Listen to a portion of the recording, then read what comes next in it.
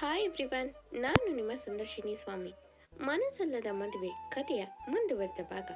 ಅದಕ್ಕೂ ಮೊದಲು ನನ್ನ ಕಥೆಗಳು ನಿಮಗೆ ಇಷ್ಟವಾಗಿದ್ದರೆ ತಪ್ಪದೆ ಕಮೆಂಟ್ ಮಾಡಿ, ಲೈಕ್ ಮಾಡಿ, ಶೇರ್ ಮಾಡಿ. ಹಾಗೆ ನನ್ನ ಚಾನಲ್ಗೆ ಹೊಸಬರಿದ್ದರೆ ಸಬ್ಸ್ಕ್ರೈಬ್ ಆಗಿ ಪಕ್ಕದಲ್ಲಿರುವ ಬೆಲ್ಲೈಕನ್ನ ಕ್ಲಿಕ್ ಮಾಡಿ. ಇದರಿಂದ ನನ್ನೆಲ್ಲ ಕಥೆಗಳ ನೋಟಿಫಿಕೇಶನ್ ನಿಮಗೆ ಸಿಗುತ್ತೆ. ಸೊ ಬನ್ನಿ ಕಥೆಯ ಮುಂದುವರೆದ ಭಾಗನ ನೋಡೋಣ. ಎಪಿಸೋಡ್ 40. ಇಂದಿನ ಸಂಚಿಕೆಯಲ್ಲಿ ಡಾಕ್ಟರ್ ದಯಾಳ್, ಸುಧಾ, ನಿಮ್ಮಿಬ್ಬರ ಕಾಲ ಕೂಡಿ ಬಂದಿದೆ. ನಿಮ್ಮಿಬ್ಬರ ಪ್ರೀತಿ ನಿಜವಾಗಿದೆ. ಅದಕ್ಕೆ ಈಗ ನೀವಿಬ್ಬರು ನಿಜವಾಗ್ಲೂ ಗಂಡ ಹೆಂಡತಿಯಾಗಿ ಆ ಮನೆಗೆ ಹೋಗ್ಲೇಬೇಕು. ಇನ್ನೂ ಎಷ್ಟು ದಿನ ಹೀಗೆ ಕಣ್ಣ ಮುಚ್ಚಲೆ ಆಟ ಎಂದರು. ಮುಂದೆ ಸುಧಾ ಅವರು ಆದಿ ಕಡೆ ನೋಡಿ ಕಣ್ತುಂಬಿ ಪುಟ್ಟ ಸಾರಿ ಎಂದರು. ಆದಿ ಅವರಮ್ಮನ ಕೈ ಹಿಡಿದು, ಇಲ್ಲಮ್ಮ, ಹಾಗನ್ಬೇಡಿ, ನೀವು ನನ್ನ ಕ್ಷಮಿಸಬೇಕು ಎಂದು ಅವರ ತಾಯಿ ಕೈಗೆ ಮುತ್ತಿಟ್ಟು, ಸಾರಿ ಅಮ್ಮ, ನಾನು ನಿನ್ನ ಮನಸ್ಸಿಗೆ ಹರ್ಟ್ ಮಾಡಿದ್ದೆ ಎಂದು ಕಣ್ತುಂಬ. ಸುಧಾ ಅವರು ಮಗನ ತಲೆ ಸವರಿ, ಇಲ್ಲ ಮಗನೇ, ಇದರಲ್ಲಿ ನಿನ್ನ ತಪ್ಪೇನಿಲ್ಲ. ಇದನ್ನು ನಾನೇ ನಿನಗೆ ಮೊದಲೇ ಹೇಳಬೇಕಿತ್ತು, ಬಟ್ ಹೇಳೋಕೆ ಸಮಯ ಕೂಡ ಬಂದಿರಲಿಲ್ಲ ಎಂದರು. ರಮೇಶ್ ಕೂಡ ಸುಧಾ ಕೈ ಹಿಡಿದು, ಸುಧಾ, ನೀನು ನನ್ನ ಕ್ಷಮಿಸಬೇಕು. ನೀನು ಪುರುಷನ ಮದುವೆ ಆದ ಅಂತ ಗೊತ್ತಾದ ಮೇಲೆ ನೀನು ಯಾಕೆ ಹಾಗೆ ಮಾಡಿದ್ಯಾ ಅನ್ನೋದು ಗೊತ್ತಿರದೆ ನಾನು ನಿನ್ನ ಬಿಟ್ಟು ದೂರ ಹೋಗ್ಬಿಟ್ಟೆ ಎಂದರು. ಅವರ ಕಾಲ್ ಮುಟ್ಟಿ ಸುಧಾ ಅವರು, ರಮೇಶ್ ಎಂದು ಅವರ ಕೈ ಸರಿಸಿ, ಇದರಲ್ಲಿ ನಮ್ಮ ತಪ್ಪು ಏನೂ ಇಲ್ಲ, ಆದರೆ ನಮ್ಮೆಲ್ಲರನ್ನು ಹೀಗೆ ಮೂರು ದಾಡಿ ಮಾಡಿದವರನ್ನ ಬಿಡಬಾರ್ದು ಎಂದರು. ರಮೇಶ್, ನಾನು ನೀನು ಹೇಳುವ ಹಾಗೆ ಮೋಸ ಮಾಡಿದವರನ್ನ ಖಂಡಿತ ಸುಮ್ಮನೆ ಬಿಡಲ್ಲ ಎಂದರು. ಆದಿ ಇಬ್ಬರ ಕೈ ಸೇರಿಸಿ, ನಾನು ನಿಮಗೆ ಪ್ರಾಮಿಸ್ ಮಾಡ್ತಿದ್ದೀನಿ, ನಿಮ್ಮ ಕಷ್ಟಕ್ಕೆ ಯಾರು ಕಾರಣ ಆಗಿದ್ದಾರೋ ಅವರನ್ನ ನಾನು ಸುಮ್ಮನೆ ಬಿಡಲ್ಲ ಎಂದು ಅವನ ಆಟಿಟ್ಯೂಡ್ನಂತೆ ಮೂಗನ್ನು ಹುಚ್ಚಿದ. ಸುಧಾ ಅವರು, ಈಗ ಮುಂದೆ ಎಂದರು. ರಮೇಶ್, ನಾಳೆ ಒಂದು ಪ್ರೆಸ್ ಮೀಟ್ ಇದೆ, ಅದರಲ್ಲಿ ನಿನಗೂ ಮತ್ತೆ ಪುರುಷ್ಗೂ ಮದುವೆ ಆಗಿರಲಿಲ್ಲ ಅನ್ನೋ ಸತ್ಯ ಹೇಳಬೇಕು.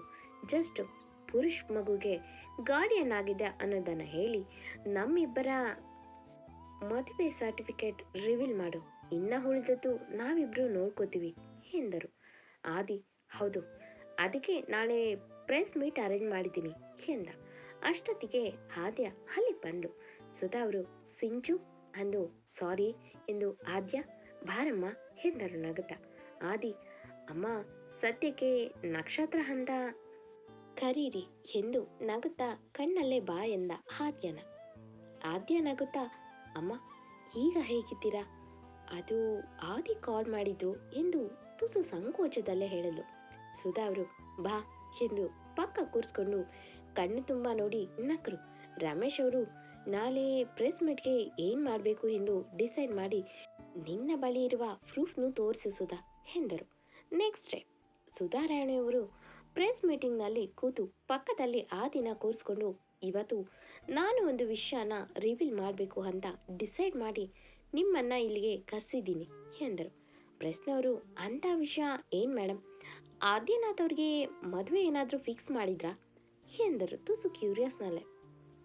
ಪ್ರೆಸ್ನವರ ಮಾತು ಕೇಳಿದ ಸುಧಾ ಅವರು ನಕ್ಕು, ಇಲ್ಲ, ಅದಕ್ಕಿಂತ ಇಂಪಾರ್ಟೆಂಟ್ ಎಂದು ನಾನು ನನ್ನ ಮದುವೆ ವಿಷಯನ ರಿವೀಲ್ ಮಾಡಬೇಕು ಎಂದರು.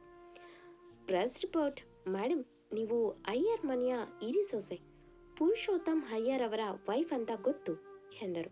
ಸುಧಾ ಅವರು ಮುಗುಳ್ನಕ್ಕು, ನೋ, ನಾನು ಲೋಕದ ದೃಷ್ಟಿಯಲ್ಲಿ ಅವರನ್ನ ಮದುವೆ ಆಗಿದ್ದೆ ಅಂತ ಹೇಳಿದ್ದು, ಬಟ್ ನಾನವ್ರನ್ನ ಮದುವೆ ಆಗಿರಲಿಲ್ಲ ಎಂದರು ತುಸು ಒಪ್ಪು ಬೆಸೆದೆ. ಸುಧಾ ಅವರ ಶಾಕಿಂಗ್ ವಿಷಯನ ಕೇಳಿದ ಪ್ರೆಸ್ನವರು ಅವರವರೇ ಗುಸು ಮಾತಾಡ್ತಿದ್ರು. ಸುಧಾ ಅವರು ಒಂದು ರೆಕಾರ್ಡ್ ಪ್ಲೇ ಮಾಡಿ ಕೇಳಿಸಿದ್ರು. ಅದರಲ್ಲಿ ಪುರುಷೋತ್ತಮ್ ಮಾತಾಡಿದ್ರು, ಸುಧಾ, ನೀವು ನನಗೆ ಒಬ್ಬ ಬೆಸ್ಟ್ ಫ್ರೆಂಡ್, ಅದಕ್ಕೆ ನಾನೊಂದು ಮಾತು ಕೇಳ್ತಿದ್ದೀನಿ, ಏನಂದರೆ ನನ್ನ ಮಗುಗೆ ತಾಯಿಯಾಗಿ ಬರ್ತೀರಾ ಎಂದರು. ಸುಧಾ ಅವರು, ಸಾರಿ ಪುರುಷ್, ನನಗೀಗಾಗಲೇ ಮದುವೆ ಆಗಿದೆ, ಸೊ ನಾನು ಅವರನ್ನೇ ಕಾಯ್ತೇನೆ ಎಂದಳು. ಅದಕ್ಕೆ ಪುರುಷೋತ್ತಮ್, ಗೊತ್ತಿದೆ, ಬಟ್ ನಿನ್ನ ಈಗಿನ ಪರಿಸ್ಥಿತಿ ಸುಧಾರಿಸ್ಕೊಳ್ಳೋಕ್ಕೆ ನಾನು ಸಹಾಯ ಮಾಡ್ತೀನಿ. ನೀನು ಹೀಗೆ ಹೊಟ್ಟೆಯಲ್ಲಿ ಮಗುನ ಇಟ್ಕೊಂಡು ಕಷ್ಟಪಡೋದು ಬೇಡ. ನನಗೀಗಾಗಲೇ ಮಗು ಇದೆ, ನನಗೆ ಬೇರೆ ಹುಡುಗಿನ ಮದುವೆ ಆಗಿ ಸಂಸಾರ ಮಾಡುವ ಆಸೆಯಾಗಲಿ ಅಂತ ಬಯಕೆಗಳಾಗಲಿ ನನ್ನಲ್ಲಿ ಇಲ್ಲ. ನಾನು ಪ್ರೀತಿಸಿದ ಹುಡುಗಿ ಜೊತೆ ಹುರಿದು ಬೂದಿಯಾಗಿದ್ದೆ. ಆದರೆ ಈಗ ನನ್ನ ಮನೆಯಲ್ಲಿ ನನ್ನ ಮಗುನ ಒಪ್ಕೊಳ್ಳಲ್ಲ. ಹಾಗೆ ನನ್ನ ಬೇರೆ ಯಾವುದಾದ್ರೂ ಹುಡುಗಿ ಜೊತೆ ಮದುವೆ ಮಾಡಿಸಿ ಬಿಡ್ತಾರೆ. ಬಟ್ ನನಗೆ ಒಂದು ಹುಡುಗಿ ಜೀವನ ಹಾಳು ಮಾಡೋಕ್ಕೆ ಮನಸ್ಸಿಲ್ಲ. ಅದಕ್ಕೆ ನೀನು ನಿನ್ನ ಗಂಡನಿಗಾಗಿ ಕಾಯ್ತಿದ್ಯಾ, ನಾನು ನನ್ನ ಮಗುಗೆ ತಾಯಿ ಹುಡುಕ್ತಿದ್ದೀನಿ. ಅದಕ್ಕೆ ಇಬ್ಬರ ಪ್ರಾಬ್ಲಮ್ಗೂ ಒಂದೇ ಸೊಲ್ಯೂಷನ್ ಅಂದರೆ ನಾವಿಬ್ಬರು ಮದುವೆ ಆದೋ ಅನ್ನೋ ಸುಳ್ಳು. ನೀನೇನು ನನ್ನ ಮದುವೆ ಆಗಬೇಡ, ನನ್ನ ಬೆರಳಿನ ತುದಿ ಕೂಡ ನಿನ್ನ ಟಚ್ ಮಾಡಲ್ಲ. ನೀನು ಆಗಲೂ ನನ್ನ ಫ್ರೆಂಡ್ ಆಗಿ ಇರ್ತೀಯ. ಬಟ್ ಲೋಕದ ದೃಷ್ಟಿನಲ್ಲಿ ನೀನು ನನ್ನ ಹೆಂಡತಿಯಾಗಿ ಮತ್ತೆ ನಿನ್ನ ಹೊಟ್ಟೆಲಿರುವ ಮಗು ಪುರುಷೋತ್ತಮ್ ಅಯ್ಯರ್ ಮಗುವಾಗಿ ಬೆಳೆಯುತ್ತೆ. ನಿನ್ನ ಗಂಡ ವಾಪಸ್ ಬಂದ ಮೇಲೆ ನೀನು ನಾನು ಮಾಡಿರುವ ರೆಕಾರ್ಡ್ ಅವರಿಗೆ ತೋರಿಸು. ನಾನು ಬದುಕಿದ್ರೆ ಖಂಡಿತ ತಿಳಿಸಿ ಹೇಳ್ತೀನಿ ಪ್ಲೀಸ್ ಎಂದು ಕೇಳಿಕೊಂಡಿದ್ರು. ಅದನ್ನು ಕೇಳಿದ ಪ್ರೆಸ್ನವರು ಅಂದರೆ ಇದೆಲ್ಲ ಸುಳ್ಳ, ಅದಕ್ಕೆ ಇವರು ಯಾವುದೇ ಇವೆಂಟ್ಗಳಲ್ಲಿ ಕಾಣಿಸಿಕೊಳ್ತಿರ್ಲಿಲ್ಲ ಎಂದು ಅವರವರೇ ಮಾತಾಡ್ಕೊಂಡ್ರು. ಅವರಲ್ಲಿ ಒಬ್ಬ ಪ್ರೆಸ್ನವನು, ಹಾಗಾದರೆ ನಿಮ್ಮ ಗಂಡ ಯಾರು ಮೇಡಮ್, ಯಾಕೆ ಅವರು ಬಿಟ್ಟೋಗಿರೋದು, ಅಷ್ಟಕ್ಕೂ ಈಗ ಈ ವಿಷಯ ರಿವೀಲ್ ಮಾಡ್ತಿರುವ ಉದ್ದೇಶ ಏನು ಎಂದ. ಸುಧಾ, ರೀಸನ್ ಇದೆ. ನಾನು ಲವ್ ಮಾಡಿ ಮದುವೆ ಆಗಿದ್ದ ನನ್ನ ಗಂಡ ವಾಪಸ್ ಬಂದಿದ್ದಾರೆ. ಈಗ ನಾನು ವಾಪಸ್ ನನ್ನ ಲೈಫ್ಗೆ ಹೋಗ್ತಿದ್ದೀನಿ. ಅದಕ್ಕೆ ಮುಂದೆ ಸೊಸೈಟಿನಲ್ಲಿ 4 ಜನ 4 ಥರ ಮಾತಾಡಬಾರ್ದು, ಅದಕ್ಕೆ ಈ ಪ್ರೆಸ್ ಮೀಟ್ ಎಂದರು. ಪ್ರೆಸ್ನವರು, ಯಾರು ನಿಮ್ಮ ಗಂಡ ಎಂದರು. ತುಂಬ ಕ್ಯೂರಿಯಸ್ ಆಗಿ ಸುಧಾ ಅವರು ಹಾದಿ ಕಡೆ ನೋಡಿ ನಕ್ಕು, ಕಮಿಷನರ್ ರಮೇಶ್, ರಮೇಶ್ ಬಿಲ್ಲಾ ಎಂದರು. ಎಲ್ಲರೂ ಒಂದೇ ಸಲ ಶಾಕ್ ಆಗಿ ನೋಡಿದ್ರು. ಅಷ್ಟೊತ್ತಿಗೆ ರಮೇಶ್ ಕೂಡ ಬಂದರು. ಅವ್ರು ಬಂದು ಸುಧಾ ಅವರ ಪಕ್ಕ ಕೂತು ಸುಧಾ ಅವರ ಕೈ ಹಿಡಿದು ನಕ್ಕರು. ಸುಧಾ ಅವರು, ನಾನು ಪ್ರೀತಿಸಿ ಮದುವೆಯಾದವರು ಇವರೇ ಎಂದರು. ರಮೇಶ್ ಅವರು ಕೂಡ ನಕ್ಕು, ಹೌದು, ನನ್ನ ಹೆಂಡತಿ ಸುಧಾ, ಸುಧಾ ರಾಣಿ ರಮೇಶ್ ಎಂದು ನನ್ನ ಮಗ ಆದಿತ್ಯನಾಥ್ ಬೆಲ್ಲಾ ಎಂದರು. ಎಲ್ಲರೂ ಈಗ ರಮೇಶ್ ಅವರ ಕಡೆ ತಿರುಗಿ, ಸರ್, ನೀವು ಮೇಡಮ್ನ ಬಿಟ್ಟೋಗೋಕ್ಕೆ ಏನು ಕಾರಣ ಅಂತ ಕೇಳ್ಬೋದಾ ಎಂದರು. ರಮೇಶ್, ಅಫ್ಕೋರ್ಸ್, ನಾನು ಪರ್ಸ್ನಲ್ ಕೆಲಸದ ಮೇಲೆ ಹೋಗಿದ್ದೆ. ಅಲ್ಲಿಂದ ಬರುವಾಗ ನನ್ನ ಮೇಲೆ ಅಟ್ಯಾಕ್ ಆಗಿ ಸೀರಿಯಸ್ ಆಗಿ ನಾನು ಕೋಮಾದಲ್ಲಿ ಇದ್ದೆ. ನಾನು ಕೋಮಾಯಿಂದ ಇದ್ದಾಗ 2 ವರ್ಷ ಕಳೆದಿತ್ತು. ಆಗ ನಾನು ನನ್ನ ವೈಫ್ನ ಹುಡುಕಿ ಬಂದೆ. ಆಗ ನನಗೆ ಗೊತ್ತಾಗಿತ್ತು ಈಗಾಗಲೇ ಪುರುಷೋತ್ತಮ್ ವೈಫ್ ಆಗಿದ್ದಾರೆ ಅನ್ನೋ ವಿಷಯ. ಅದನ್ನು ಕೇಳಿ ನನಗೆ ಮತ್ತೆ ಇವಳಿಗೆ ತೊಂದರೆ ಕೊಡಬಾರ್ದು ಅಂತ ತುಂಬ ದೂರ ಅರುಣಾಚಲಂಗೆ ಟ್ರಾನ್ಸ್ಫರ್ ತಗೊಂಡೆ. ಸೊ ಮತ್ತೆ ನಾನು ಬಂದಿದ್ದೆ ಇತ್ತೀಚೆಗೆ ಒಂದು ಕೆಲಸದಲ್ಲಿ ನಾನು ಸುಧಾನ ಮತ್ತೆ ನೋಡಿದ್ದು. ಆಗಲೇ ನನಗೆ ವಿಷಯ ತಿಳಿದಿದ್ದು. ಎಲ್ಲ ವಿಷಯ ಹೇಳುವ ಮುನ್ನ ಇವ್ರಿಗೆ ಹೆಲ್ತ್ ಅಪ್ಸೆಟ್ ಆಯಿತು. ಸೊ ಇನ್ನೂ ನಾವು ತಡ ಮಾಡೋದು ಬೇಡ ಅಂತ ಎಲ್ಲ ಪ್ರೂಫ್ ಕೂಡ ತೋರಿಸಿ ರಿವೀಲ್ ಮಾಡ್ತಿದ್ದೀವಿ ಎಂದರು. ರಮೇಶ್ ಅವರೇ, ಇದು ನನ್ನ ಮಗನ DNA ರಿಪೋರ್ಟ್ ಎಂದು ತೋರಿಸಿದ್ರು. ಪ್ರೆಸ್ನವರು, ಎಲ್ಲ ಹೀಗೆ ಹೇಳೋಕೆ ಏನಾದರೂ ಕಾರಣ ಇದೆಯಾ ಸರ್ ಎಂದರು ತುಸು ಕ್ಯೂರಿಯಸ್ನಲ್ಲೇ. ಆ ಮಾತು ಕೇಳಿದ ರಮೇಶ್ ಅವರು ತುಸು ಗಂಭೀರವಾಗಿ, ಕೆಲವು ಹೊಲಸು ನಾಲಿಗೆ ಜನ ನನ್ನ ಮಗನ ಬಗ್ಗೆ ಆಗಲಿ ನನ್ನ ಹೆಂಡತಿಯ ಬಗ್ಗೆ ಆಗಲಿ ನಾಲಿಗೆ ಹರಿಬಿಡ್ತಾರೆ. ಅಂಥವ್ರಿಗೆ ತಕ್ಕ ಉತ್ತರ ಕೊಡಬೇಕು, ಅದಕ್ಕೆ ಇದೆಲ್ಲ ತೋರಿಸಿದ್ದು ಅಂತ ಶ್ರೀರಾಮನೇ ಜನರ ಬಾಯಿಗೆ ಹೆದರಿ ಸೀತೆನ ಅಗ್ನಿ ಪರೀಕ್ಷೆ ಮಾಡಿಸಿದ್ನಂತೆ. ಬಟ್ ನಾನು ನನ್ನ ಮಗನ DNA ಟೆಸ್ಟ್ ಮಾಡಿಸಿದ್ದೀನಿ. ಹಾಗಂತ ನನ್ನ ಹೆಂಡತಿ ಮೇಲೆ ನಂಬಿಕೆ ಇಲ್ಲ ಅಂತ ಅಲ್ಲ, ಐ ಟ್ರಸ್ಟ್ ಹರ್ ಎಂದು ನಕ್ಕು. ಸೊ ಫೈನಲಿ ನಾನು ಮತ್ತು ನನ್ನ ಫ್ಯಾಮಿಲಿ ಈಗ ಬಿಲ್ಲಾ ಮನೆಗೆ ಸೇರ್ಪಡೆ ಆಗ್ತಿದ್ದೀವಿ ಎಂದು ಇನ್ನೇನಾದರೂ ಕ್ವಶನ್ಸ್ ಇದೆಯಾ ಎಂದರು. ಪ್ರೆಸ್ನವರು, ಹಾಗಾದರೆ ಪುರುಷೋತ್ತಮ್ ಅವರ ಫ್ಯಾಮಿಲಿ ಆಸ್ತಿ ಪಾಸ್ತಿ ಎಂದರು. ಸುಧಾ ಅವರು, ಪುರುಷೋತ್ತಮ್ ಮೊಮ್ಮಗಳು ಇದ್ದಾಳೆ.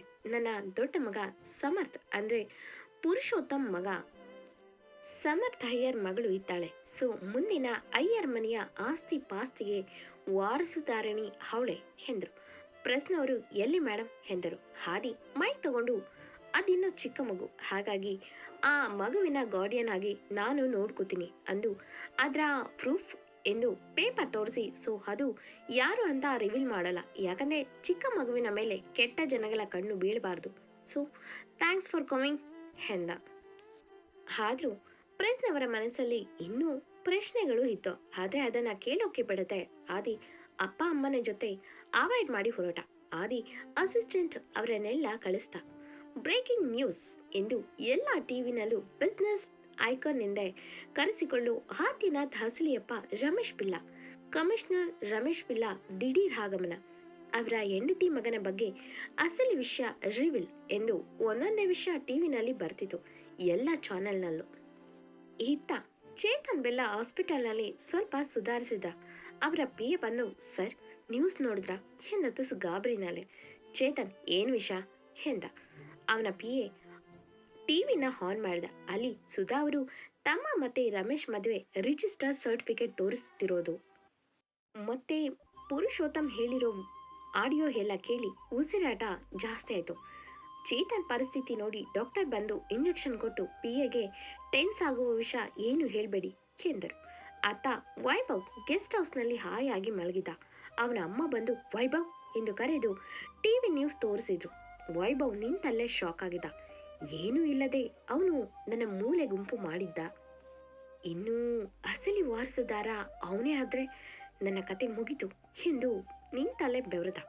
ಇತ್ತ ಆದ್ಯ ಟಿವಿ ನೋಡಿ ಅಂತೂ ಆಂಗ್ರಿ ಮ್ಯಾನ್ ಆಟ ಭರ್ಜರಿಯಾಗಿ ನಡೀತಿದೆ. ಈಗ ಒಂದರ ಮೇಲೆ ಒಂದು ಶಾಕ್ ಕೊಟ್ರೆ ಪಾಪ ಆ ಚೇತನ್ ಬಿಲ್ಲ ಹೀಗೆ ತಡ್ಕೋಬೇಕು ಎಂದು ನಕ್ಕಳು. ಬಿಲ್ಲ ಫ್ಯಾಮಿಲಿಗೆ ಎಲ್ಲ ಗೊತ್ತಾಗಿದ್ರಿಂದ ಸುಪ್ರಿಯಾ ಮತ್ತು ಹೋಲ್ಡ್ ಲೇಡಿ ಇಬ್ರು ಟಿವಿ ನೋಡುತ್ತಾ ಖುಷಿಲಿ ಇವತ್ತು ಹಬ್ಬದ ಅಡುಗೆ ಮಾಡಿ ಎಂದು ಖುಷಿನಲ್ಲಿ ಐಫೈ ಕೊಟ್ಕೊಂಡ್ರು. ಕತೆ ಮುಂದುವರಿಯುವುದು. ಎಂದಿನಂತೆ ಈ ಕತೆ ನಿಮಗೆ ಇಷ್ಟವಾಗಿದ್ದರೆ ತಪ್ಪದೆ ಕಮೆಂಟ್ ಮಾಡಿ, ಲೈಕ್ ಮಾಡಿ. Thank you for watching.